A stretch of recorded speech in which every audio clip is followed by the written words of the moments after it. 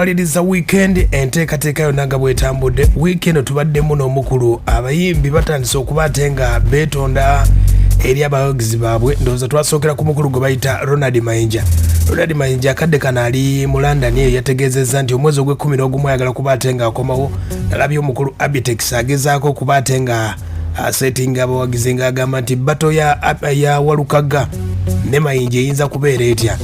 Awo nno abadde akanyuga ejjinja mu kisaka alabe ekiyinza okuvaayo.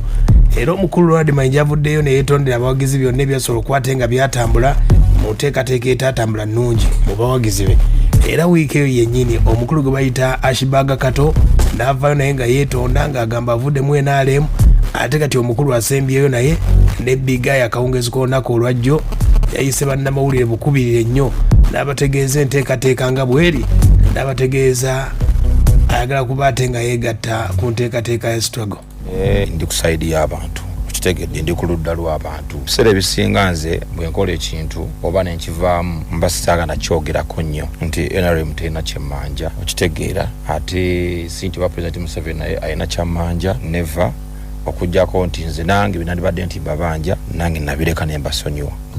Ndi muntu mukulu kasooka olabe nti nno ndi mu myaka egyesalirawo kyo kyemba nsazeewo okitegedde. So kati gamba sooka okijjawo kiri kyoba kiraki look at me as an adult. Ayina responsibilities, ayina obulamu obuyina okugenda mu maaso, ayina abamutunuulidde ate ategeera obulungi.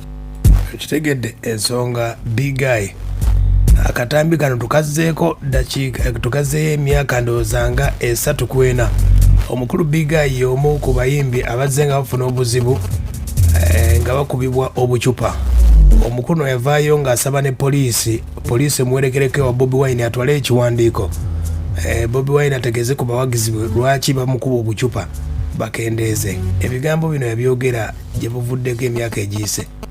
Abantu bano ab'ekisinde kya People Power abeeyita ab'ekisinde kya People Power balowooza nti beba owning eggwanga. So nga lino eggwanga lyaffe lirina amateeka gaalyo ate Uganda nsi ya ddembe.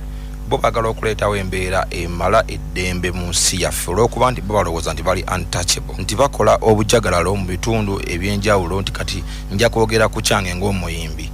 Batulemesezza okuyimba olw'embeera gye bateekawo recently mwakirabye nga bakasukira baganda baffe obucupa e Nabugabo. Kyabaawo ne ku Bebe Cool last year erugogo okiwulira nti abantu bano bo bakikola nga bakikola mu bumenyi bw'amateeka ne balowooza nti ate baagala naffe tusigale nga tusirise because ffe tuleekaana. Bo balowooza nti buli muntu alina okuba n'endowooza y'emu n'eyaabwe mu ndowooza z'ebyobufuzi. Ye mukulu we gwe bayita Bigayi nabino yabyogera nti bapromota baali tebakyamutegeka olw'ensonga nti Bobi Wine yali abakumyemu omuliro baleme okuba ate nga tebamubuukinga. Kino ekintu saagala ogambe nti kyalumu embeera tuvuddeyo buvi kugyogerako nenze nzijja ku bivulu ebyenjawulo nga promota awalirizibwa either ne waba nga mpaddeko deposit okunegerera mu bubambi. Let's cancel the deal because mfunye information bweti ne bweti nti ab'ekisinde kya People Power bagenda kujja bateekewo embeera mu kivulu kino okitegeera. Ekya Bobi Wine okumugaana ekyo kiri mu mateeka. Bannamateeka byamanyi nze siri munnamateeka okiwulira. Bobi Wine is in active politics. Ffe tuli mu active politics. Bwe mba ngenze basi we yagambira n'okugambira nti Bobi Wine okumugaana okuyimba kiri mu mateeka era amateeka galina okuba nga gamukolako. Bobi Wine omukulu we Bigayi yayogera bingi nnyo kati olunaku olwajjo yategeezezza nti asazeewo adde ku sayidi oba oliawo ye gy'agamba nti naye ng'ekisinga obukulu mu byonna byonna kikyendi kati. Nze ndowooza nti kyendi kati ekyokuba ku ludda lw'abantu ye decision esinga ey'obulamu bwange. Mbadde saagala agendayo nnyo mu detail kuba gwe manya nti enkolagana yonna gye twakolagana na byonna ebitaatuukirira ebyo bitwale nga history. Like I have told you nga yenkugambye tebalina kye bamanja si nti oba aliwo mission gye baŋŋamba nti ino nesita gituukiriza okitegeera. So nze nandibadde nti nina bye mbabanja naye nabyo lwaki abeera afaayo. So if I added nothing, don't mind about me, leave me. Yes. Mutegedde ye mukulu oyo Bigayi naye bw'ategeeza agamba nti awagidde NRM okuva mu 2011. Ono omukulu y'omu ku be baweebwa ente babawa ente n'omukulu gwe bayita DJ Mike ente ne bazitunda ate oba kati buzibu ki wulira bwagamba ensi eno nekimanyi abantu baagala obuyinza bweggwanga bukibuke. It's what they are yearning for abantu kyebakaabira. So wabeera nga abantu abo era mukirabye nti wadde nga bansaba big eye tuyambeko twegatteko okitegeera. So nzaani agaana, nzaani asinga amaanyi g'abantu, ate nga amaanyi g'abantu nzikiriza nti amaanyi g'abantu ge gakulembera ebira ne bigoberera. Ozanze gwe mulondi gwange ogusoose oba nja kugamba nti nze ebbanga mpagiridde ekibiina kya NRM I think emyaka giweze kuviira ddala mu kalulu ka 2011. That's already a long time. Kaba kibadde long time okuva ddala mu kalulu kali mpaka leero. Yes, otegeera. So bwe nkugamba leero nti ndi ku ludda lw'abantu abanyigirizibwa n'ensonga ezo ezibanyigiriza. It means your decision. Ye biga yoyo enteekateeka abaddeko n'olutalo ng'agamba nti mu bbato ye yewulira Eddie Kenzo era buli waba ayogera mu mawulire agamba nti abayimbi bonna baleke naye biga Eddie Kenzo bamulekere endonga agimukube oba yagategekayo kivulu kuba biga yindaba nejadda mu struggle.